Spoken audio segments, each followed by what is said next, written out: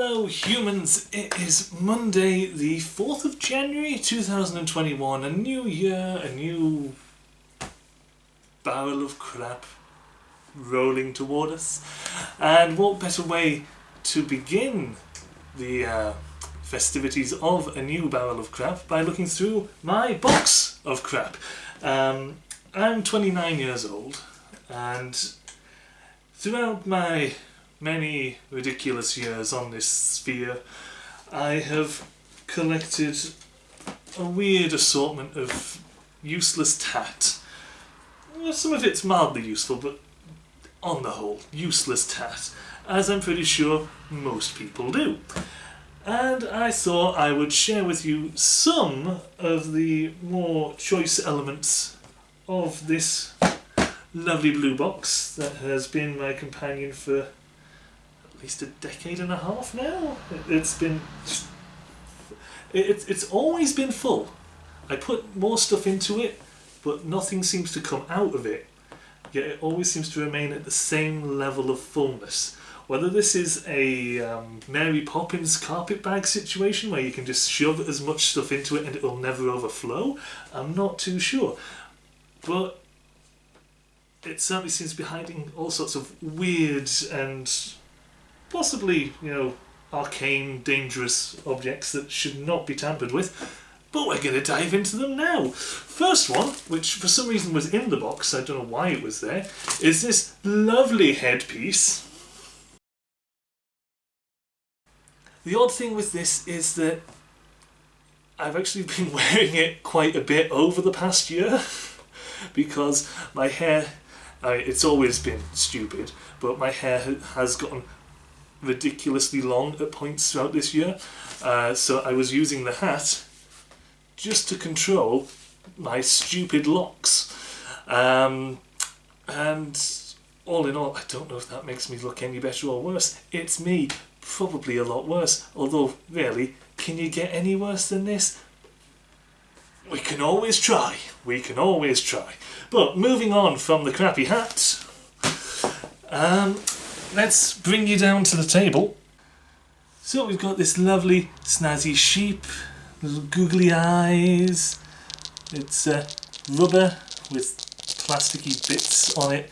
And what's the point of this, you may ask? Well, it's one of those sort of stress things, so you can squeeze the blummin' life out of it. Yeah. So that's that. Next up, keeping with the stress ball sort of theme,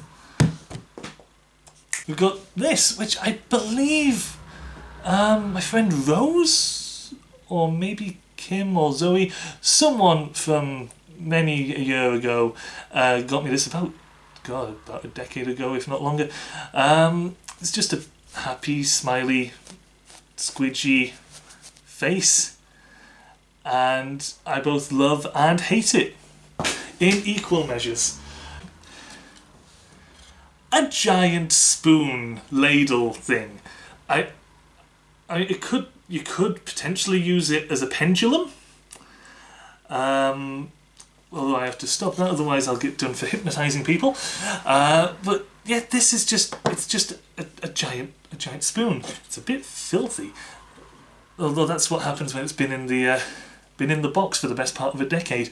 My God, I think it was wrapped in black paper. I'm sure this was a Christmas present from my parents because they have a strange sense of humour. I've always had a big appetite as a kid, so they decided this was my new spoon, I think. So thanks, Mum and Dad. Thanks a bunch. Keeping on the theme of food, though, there's this. I can't believe I still have this. This is in fact it has the date on it, Red Nose Day, 16th of March 2007. This thing is over 13 years old. Now, I don't have the red nose in it anymore, so for anyone who's not from the UK, Red Nose Day, or Comic Relief, is a charity fundraising telethon. and just sort of fundraising event. This was The Nose That Grows. So this was a little nose that was sort of vacuum packed in this, and then it was like a foam. It was a sort of foam nose, and you took it out and it would freaking expand. It was huge. I do have this one, which I think came the following Red Nose Day, which is a little bit terrifying. Looks like a traumatized tomato, but you can see it's got the little thing there, so you can wear it like a freaking traumatized tomato on your nose. What wouldn't you like about that? But this one has some other things. So it's got stickers. Stickers are cool. The Nose Zone. Don't know if that URL will work anymore. This smells really bad. It's also got this chocolate, which I'm not going to eat, but is in the shape of a Cyberman. And it says here, hold the chalk pick square up to the light and you'll get the shock of your life. You will see in your... Who will you see in yours? Doctor Who or Wallace and Gromit? There are 6 to collect. These are intended to be collected. So I suppose it's a good job I've kept it. I wonder how much this piece of nonsense is worth. There are 6 to collect. They're made of delicious white fair trade chocolate and it's nut free. So you can sort of see that it's a Cyberman, but just for the full effect, let's blast some light through it. Right, so you got that, but then you put the light behind it. That's quite cool. I quite like that. That's pretty damn cool. Okay, I'm definitely keeping that then. 13-year-old piece of chocolate, why not? Wonderful. Speaking of very, very old things, this is the only remaining piece of my Thomas the Tank Engine Tommy Train set. I used to have one of those little plastic blue Tommy trains with like Thomas and Percy and other sort of things. I had one that was sort of theme park based and it had like sort of roller coaster sort of ramp and Wild West section, and that was cool. I wish I still had that. I would play with it every other day. I'd have it set up while I'm at work in the back room. That would be amazing. But I have a solitary troublesome truck. Look at that grin. He's up to stuff. You know he is. Used to have a door that would flap out here and drop stuff off, or just, you know, send little people that I'd put into it careening to their doom because I was a very well adjusted child. We've got some candles here. Very nice, lovely. We've got a rubbery frisbee thing, which I believe I got from the Beano. Now, I haven't gotten the Beano since I was maybe about 11? 10? Possibly younger? So, this is old. That's a wonderful noise, but it's very foldable, squishable, and it is a sort of... It was intended as a frisbee. So you just launch it, frisbee, lovely. So that's a thing.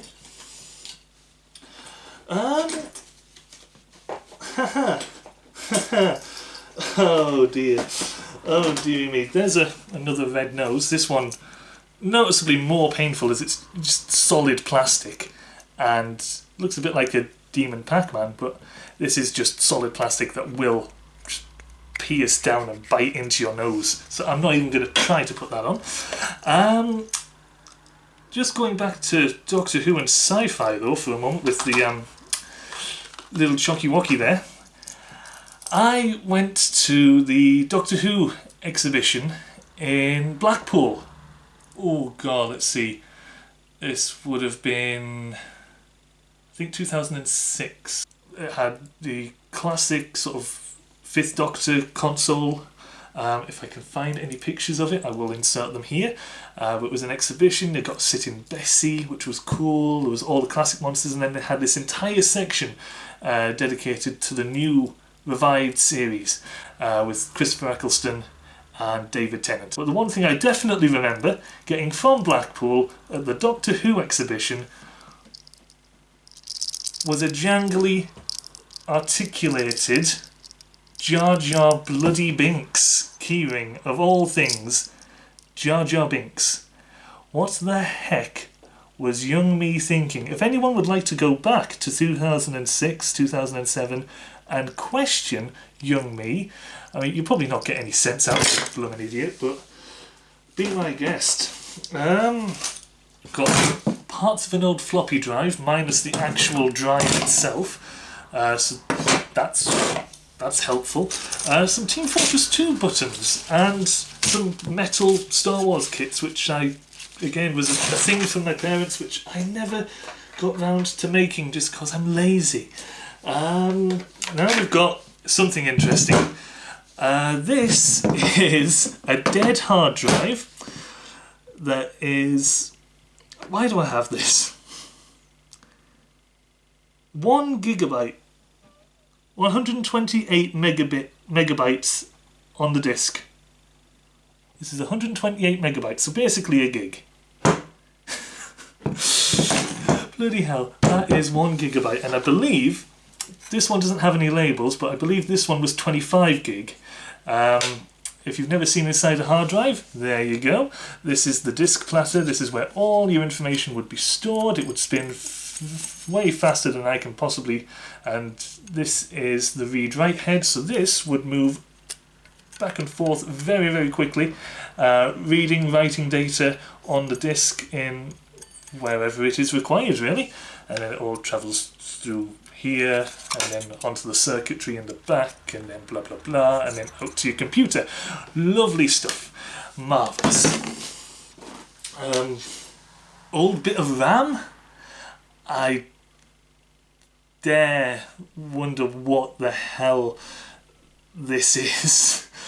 It's very old. It's not ancient. I'm guessing it's maybe from like the early 2000s. Useless by today's standard, as are these floppy disks. I used to love pulling them back like this, which I was always told you should never do that because you'll wipe the disks, which is absolute nonsense. Doing that will not wipe the disk. So we've got this box, and oh god, that was louder than I expected. We got this box and this box. This Quality Street Monopoly, which I think we're gonna have to play at some point because it's interesting. You've got all these things. You've got Coventry Street Chance, you've got Community Chest, just random 600 quid. Mayfair, Liverpool Street. You've got all of these. It's got like 64 different cards in it. An instruction thing. And from what I understand from just glancing over the instructions briefly, you deal all the cards out face down, and it's like a memory match game. If you manage to get 2 properties that match, you keep them, and then the play sort of goes clockwise or whatever until all the properties are selected, or until you just give up, because it's Monopoly. Let's face it, you will want to give up eventually.